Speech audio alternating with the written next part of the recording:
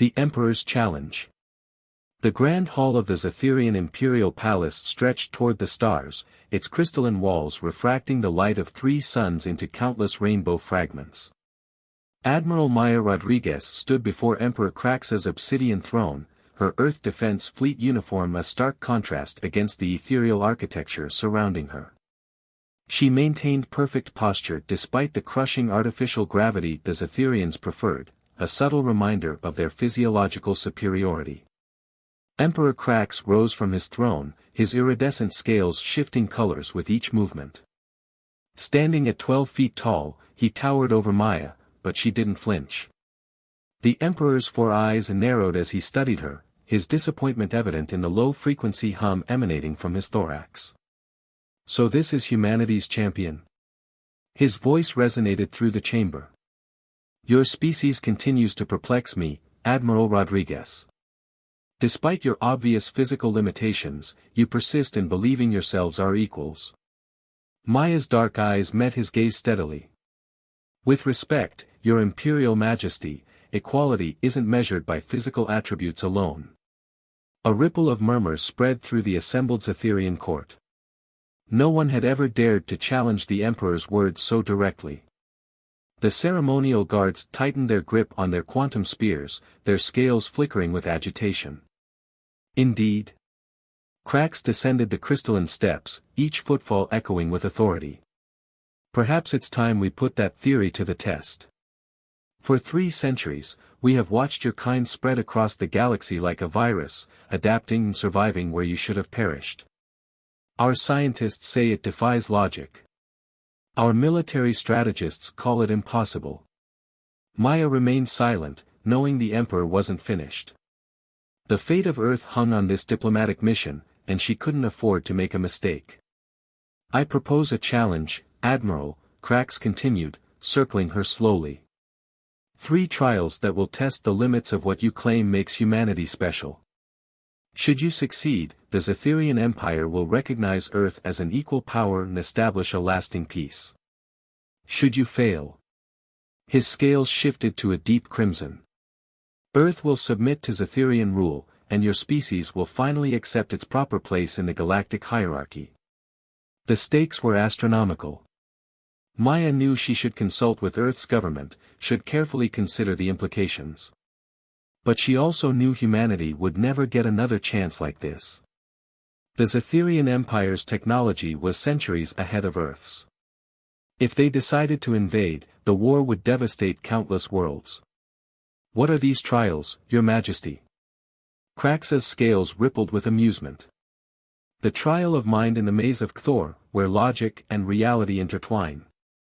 The trial of spirit in the plasma storms of Nexus Prime, where courage faces chaos. And finally, the trial of strength against our greatest warrior in the eternal arena. No non-Zetherian has ever survived even one of these trials. Maya felt the weight of history pressing down on her shoulders. In her 20 years of service, she had faced space pirates, navigated quantum anomalies, and negotiated with silicon-based life forms. But this was different. This was humanity's future. I accept. The words rang through the chamber like a death knell. The Zetherian court erupted in shocked whispers and clicking sounds of disapproval. Emperor Krax's scales shifted to a pattern Maya had never seen before. Was it surprise, or satisfaction? Very well, he declared. You have 3 planetary rotations to prepare. I suggest you use them wisely, Admiral. Few get to choose the manner of their species' downfall. As Maya was escorted from the throne room by the ceremonial guards, her mind was already racing through possibilities. The Zetherians had made one crucial mistake, the same mistake every advanced species made when dealing with humans. They assumed that physical and technological superiority guaranteed victory. But humanity hadn't survived and thrived across the galaxy because of strength or advanced technology. They had succeeded because of something the Zetherians couldn't quantify or understand, the uniquely human ability to look at the impossible and say, "Watch me." In her quarters aboard the Earth vessel, Resilient, Maya began her preparations. Her first officer, Commander James Chen, waited until the door sealed before speaking. With all due respect, Admiral, have you lost your mind? These trials have killed every being who's attempted them. Maya activated her holoscreen, pulling up all available data on Zetherian physiology and culture. Then it's about time someone succeeded, wouldn't you say, Commander? The odds of surviving all 3 trials are impossible. Maya smiled. Good. That's exactly what we need them to keep thinking. Humanity's greatest victories have always come when everyone else said it couldn't be done. Now, help me understand everything we know about quantum puzzles and Zetherian neural patterns. We've got 3 days to figure out how to do the impossible.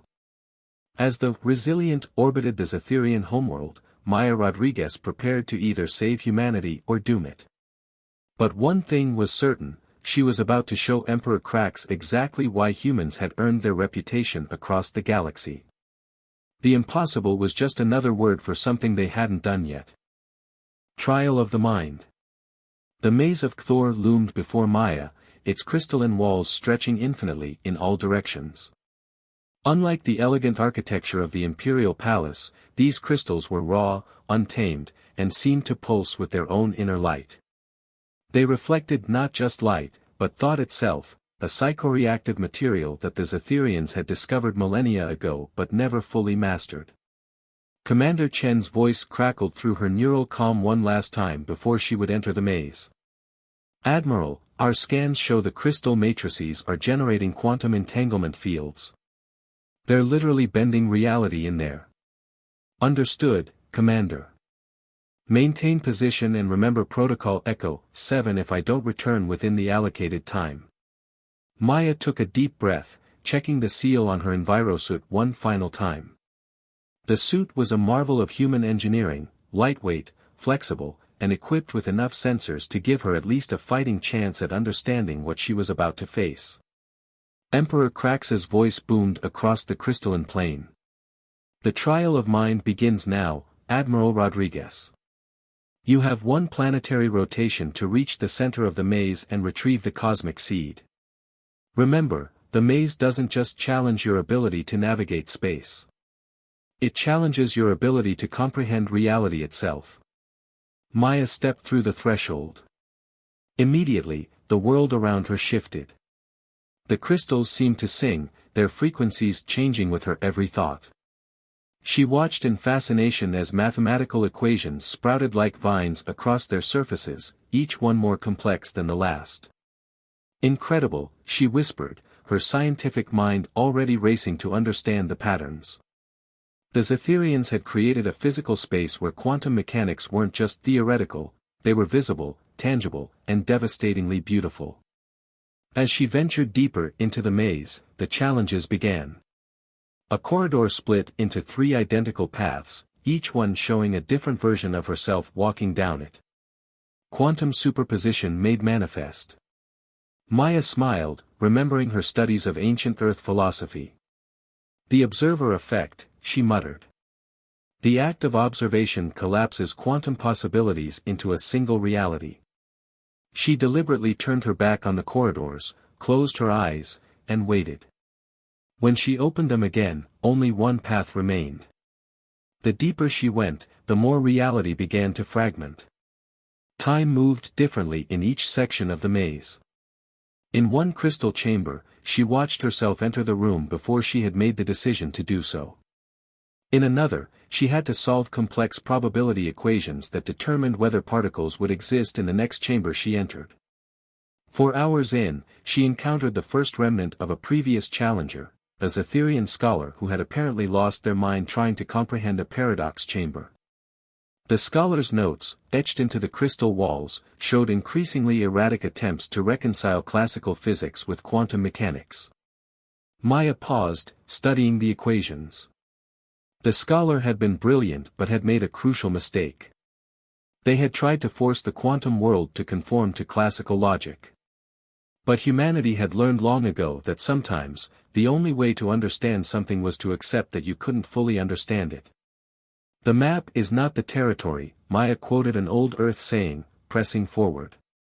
She had begun to grasp the maze's true nature. It wasn't testing her ability to solve quantum puzzles, it was testing her ability to accept and work with realities that defied conventional logic. The central chamber, when she finally reached it, was both enormous and microscopic, existing in multiple states simultaneously. The cosmic seed hovered in its center, a perfect sphere that contained what appeared to be an entire universe in miniature. Emperor Krax's voice echoed through the chamber, tinged with disbelief. Impossible. You've reached the center in half the expected time. But the final test remains. The cosmic seed exists in a quantum state of perfect uncertainty.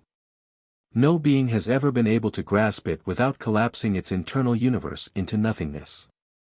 Maya studied the seed, watching galaxies spiral within it. The solution came to her not through logic, but through that uniquely human ability to embrace contradiction.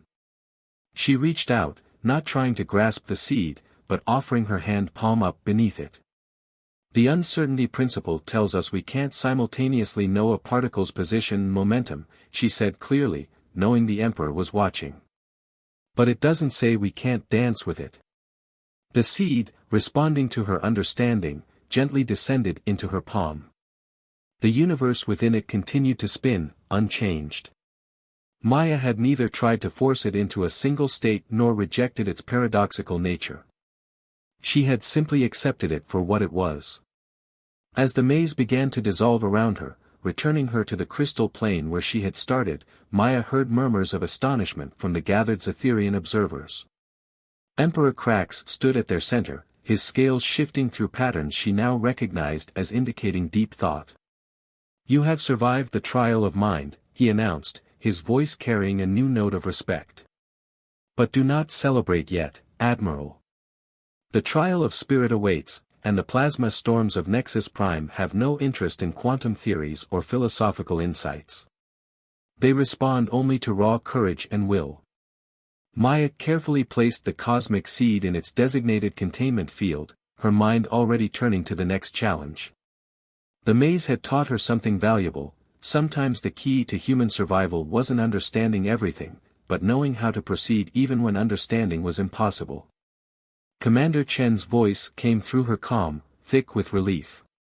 Congratulations, Admiral.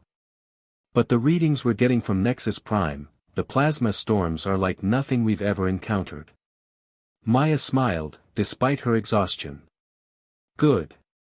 Because if it were something we'd encountered before, it wouldn't be impossible enough to be worth doing. The first trial was complete, but Maya knew the hardest challenges still lay ahead. The Zetherians had created these trials to be unbeatable, but they had never faced humanity's greatest weapon, the ability to look at the impossible and find a way through it, not by forcing it to make sense, but by adapting themselves to its reality. Heart of the storm. The atmosphere of Nexus Prime writhed with colors that shouldn't exist. Massive plasma storms, each powerful enough to vaporize a small moon, collided and merged in a deadly dance across the planet's surface. Maya stood in the observation deck of the Resilient, studying the chaos below through polarized windows. The artifact you seek lies at the heart of the Great Maelstrom, Emperor Krax explained, his scales shimmering with barely concealed anticipation of her failure. The Eye of Eternity, a crystal that has survived in the plasma storms since the dawn of our empire. Retrieve it, and you will have completed the second trial. Maya nodded, her attention focused on the storm patterns. The Zetherian scientists had provided her with data about the planet's atmosphere, probably assuming she wouldn't be able to make sense of their advanced meteorological models. They hadn't counted on humanity's centuries of experience studying plasma physics for fusion reactors and solar harvesting. Commander Chen, what do our atmospheric probes tell us about the storm structure? Chen's holographic image flickered beside her. The plasma follows predictable patterns, Admiral, but the energy levels are off the charts. The Zetherian protective suits would disintegrate in seconds. Even our best shielding technology won't last more than 10 minutes in there. Then I'll have to do it in 9, Maya replied, studying the readouts from the probes. She had noticed something in the data, a pattern that the Zetherians had apparently missed. The plasma storms weren't random, they were responding to the planet's magnetic field in a complex but predictable dance. Emperor Krax watched as Maya donned her modified envirosuit. The Zetherians had insisted she use their equipment, but she had declined, trusting instead in human ingenuity. Her suit was a hybrid of Earth technology and lessons learned from studying Zetherian design principles.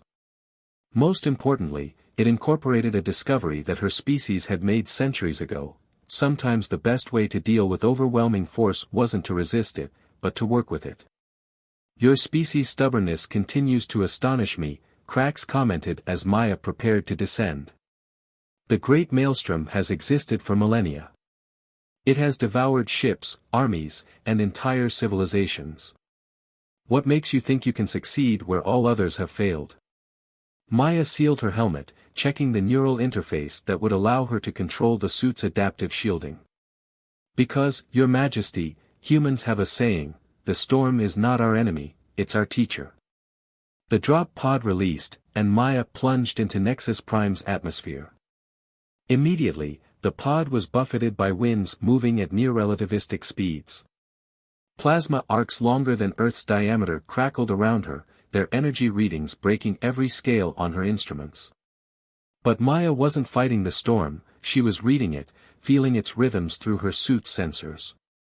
The Zetherians had always approached the trial as a test of brute force and endurance, trying to power through the plasma with ever stronger shields. Maya had a different approach. She activated her suit's experimental magnetic field generators. Instead of repelling the plasma, they created a resonance that allowed her to ride the currents like a surfer riding a wave. Each movement had to be perfectly timed, each adjustment precise to the microsecond. "Admiral, your suit's temperature is climbing," Chen's voice crackled through the static. "The magnetic containment won't hold much longer." Maya didn't respond, her concentration focused entirely on the storm's patterns. She could see the eye now, a calm spot at the center of the maelstrom where a crystal the size of a human fist floated serenely.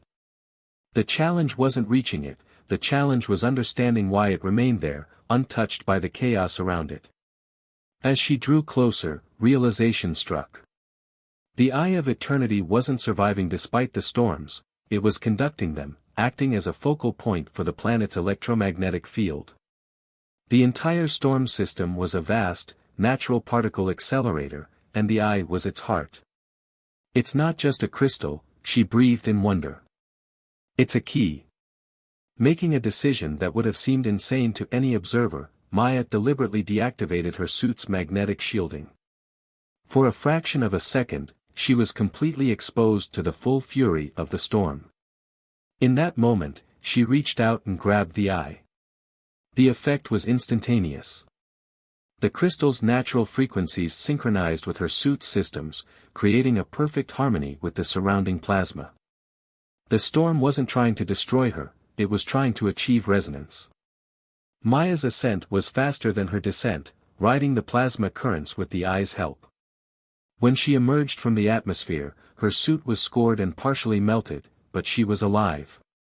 More than alive, she was exhilarated.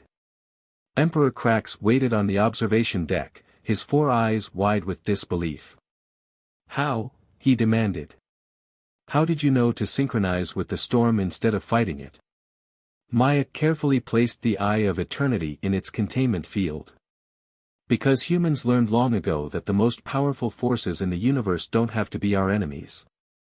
We studied our own sun, learned to harness plasma for power, and most importantly, learned when to work with nature instead of against it." The Emperor's scales shifted through colors she had never seen before. 2 trials completed. But do not think this means anything yet, Admiral. The final trial awaits, combat against our greatest warrior. No amount of clever thinking will save you from that test of pure strength and skill. Maya removed her helmet, her dark hair damp with sweat. Perhaps not. But I look forward to showing you that human strength comes in many forms. As she headed to her quarters to prepare for the final trial, Maya reflected on what she had learned. The Zetherians had created these trials to be impossible by their standards, never considering that a different species might find solutions they had never imagined. It wasn't about being stronger or smarter, it was about being different, about bringing new perspectives to old problems. The final trial would test that theory to its limit. But as Maya had just proven in the heart of the storm, impossible was just another word for something nobody had done yet. The Warrior's Testament. The eternal arena stretched before Maya like a vast bowl carved from a single piece of dark crystal. Ancient markings adorned its walls, telling stories of countless battles and fallen warriors. In the center stood her opponent, Supreme Warmaster Cthax, the undefeated champion of the Zetherian Empire. Cthax towered over Maya by nearly 6 feet, his battle-scarred scales rippling with patterns that spoke of barely contained aggression. He wore minimal armor, displaying his natural Zetherian plating with pride. His 4 arms each held a different ceremonial weapon, all of them humming with energy fields that could slice through battleship armor. The final trial is simple, Emperor Crax announced from his viewing platform. Defeat our champion in combat. No technology, no tricks, no clever solutions. Pure martial prowess. His scales flickered with what might have been amusement. Your envirosuit must be removed. You will face Cthax as you are. Maya nodded, methodically removing her suit. She stood in her Earth Defense Fleet combat uniform, looking almost fragile compared to the Zetherian warrior. The assembled crowd of alien dignitaries murmured, some in anticipation, others in what sounded like pity. Commander Chen's voice came through her neural comm one last time. Admiral, scans show his bone density is 5 times human normal. His reaction speed is dash. Thank you, Commander, Maya interrupted gently. But numbers won't win this fight. She stepped into the arena proper, feeling the subtle shift in gravity as ancient force fields activated. Cthax moved forward with surprising grace for his size, all 4 arms twirling his weapons in complex patterns designed to intimidate. I have studied human combat techniques, Cthax rumbled, his voice deep enough to vibrate the arena floor. Your species relies too much on technology, on weapons that fight at a distance. Here, there is nowhere to hide, no machines to save you. Maya settled into a ready stance, her expression calm. Then you've studied us poorly, War Master. Humanity's greatest weapon has never been our technology. Cthax struck with devastating speed, all 4 weapons attacking from different angles. Maya moved like water, flowing between the strikes instead of trying to block them. The Zetherian's superior strength meant nothing if he couldn't land a solid hit.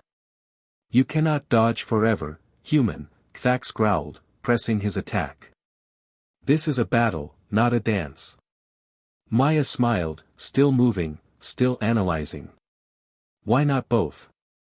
She had noticed something about Cthax's fighting style, something that spoke to a deeper truth about Zetherian culture. Every move was perfect, practiced, powerful, and predictable. They were a species that valued perfection, that trained until every action was flawless.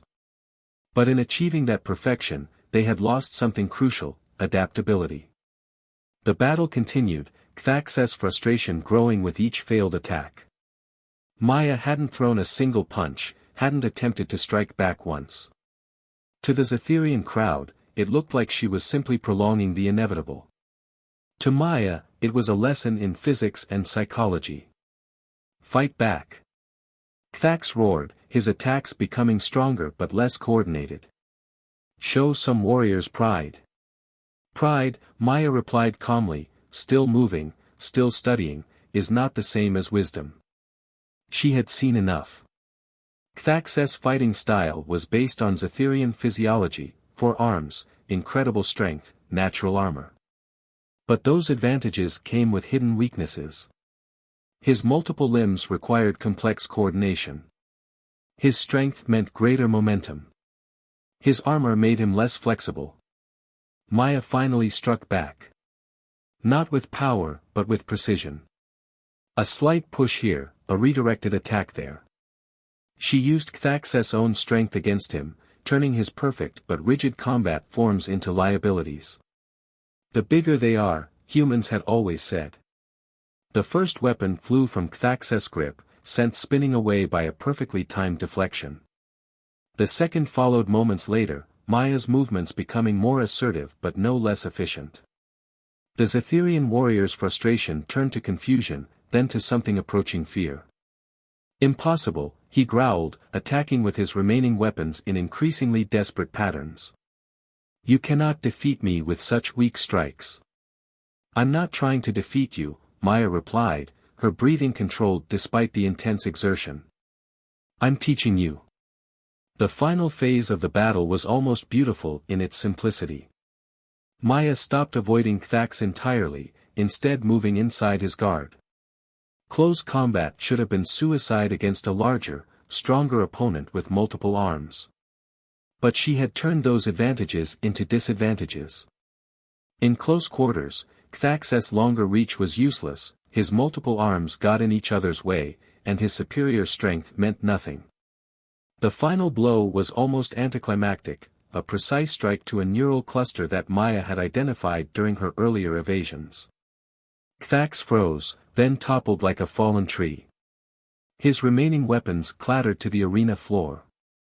Silence fell over the arena. Maya stood over her fallen opponent, then did something that shocked the Zetherian audience. She bowed to him with genuine respect, then offered her hand to help him up. Cthax stared at the offered hand, then at Maya, his scales shifting through patterns of confusion and dawning understanding. After a long moment, he took her hand and allowed her to help him rise. I have fought 10,000 battles, Cthax announced to the silent crowd. But today, for the first time, I learned something new about combat itself. He turned to Emperor Crax. The human has not just defeated me, she has honored our warrior traditions by showing us their limitations.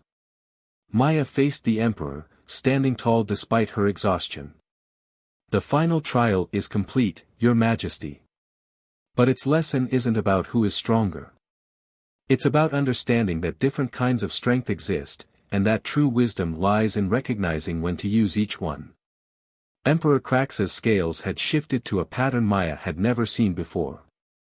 The final trial had proven something that the previous two had only suggested: humanity's greatest strength wasn't in their technology, their adaptability, or even their combat skills. It was in their ability to turn apparent weaknesses into advantages, to learn from every challenge, and to teach even as they fought. The war between humans and Zetherians had been building for years. But in the eternal arena, witnessed by representatives from both species, something unexpected had happened. Instead of proving superiority, the trials had proven the value of difference, and the possibility of a future where both species could learn from each other. Legacy of humanity. The Imperial Palace's Grand Hall felt different now. The same crystalline walls that had once seemed designed to intimidate now sparkled with new possibility. Admiral Maya Rodriguez stood before Emperor Crax's throne once again, but this time the atmosphere was charged with anticipation rather than hostility. 3 trials, Emperor Crax began, his voice carrying across the silent chamber. 3 impossible challenges that no non-Zetherian had ever survived. Yet you, Admiral Rodriguez, did more than survive them. You transformed them. Maya stood at parade rest, her uniform still showing signs of her battle with Cthax. Around her, the Zetherian court had gathered in full, their scales shifting through complex patterns of emotion. Supreme Warmaster Cthax stood to one side, his posture showing newfound respect. In the maze of Cthor, Crax continued, you showed us that understanding doesn't always mean control. You taught us that some paradoxes are meant to be embraced rather than solved. In the plasma storms of Nexus Prime, you demonstrated that power can be redirected rather than resisted. And in the eternal arena. He turned to Cthax, who inclined his head. In the arena, Cthax spoke, his deep voice thoughtful, you proved that strength takes many forms, and that victory does not always require domination. Maya took a deep breath. This was the moment that would define the future relationship between their species. Your Majesty, these trials weren't just tests of human capability. They were opportunities for both our species to learn from each other. She gestured to the cosmic seed, still spinning with its internal universe. The maze taught us that reality is more complex than either of our species imagined. The Zetherians created incredible technology to manipulate quantum states, but humans contributed the philosophical framework to understand them. The eye of eternity pulsed with plasma energy in its containment field as she continued. The storm showed us that sometimes the greatest achievements come not from imposing our will on nature, but from learning to work in harmony with it. Your people built amazing protective technologies, while we learned to read the storm's patterns. Finally, she turned to Thax. And the combat trial proved that true strength lies not in overwhelming force, but in understanding and adapting. The Zetherian martial arts are incredible, but they become even more powerful when combined with human flexibility and innovation. Emperor Krax rose from his throne, his scales shifting to a new pattern, one that Maya realized represented possibility. You speak of cooperation rather than victory. Of mutual growth rather than dominance. He descended the steps, towering over her. This is not what we expected when we designed these trials. The best solutions rarely are, Your Majesty. The Emperor was silent for a long moment, his 4 eyes studying her intently. Finally, he spoke. The terms of our agreement were clear. By completing the trials, you have earned Earth's recognition as an equal power and established peace between our species. His scales rippled. But perhaps we can achieve something even more valuable. He turned to address the assembled court. For millennia, the Zetherian Empire has believed in the superiority of our ways. We saw other species as lesser beings to be conquered or ignored. But today, we have witnessed something extraordinary, a demonstration that different does not mean inferior, and that strength can take forms we never imagined. Maya felt Commander Chen's presence through their neural link, sharing this historic moment. The Emperor continued, his voice growing stronger. I propose not just peace, but partnership. The humans have shown us new ways of thinking, new approaches to problems we thought unsolvable. In return, we can offer them access to technologies and knowledge they have not yet discovered. Together, we could achieve things neither of our species could manage alone. The Zetherian court erupted in a chorus of clicking sounds and color changes. Maya recognized the patterns now, excitement, uncertainty, and hope all mixed together. Thax stepped forward. As Supreme War Master, I support this proposal. The humans have proven themselves not just worthy opponents, but valuable teachers. I would be honored to exchange martial knowledge with their warriors.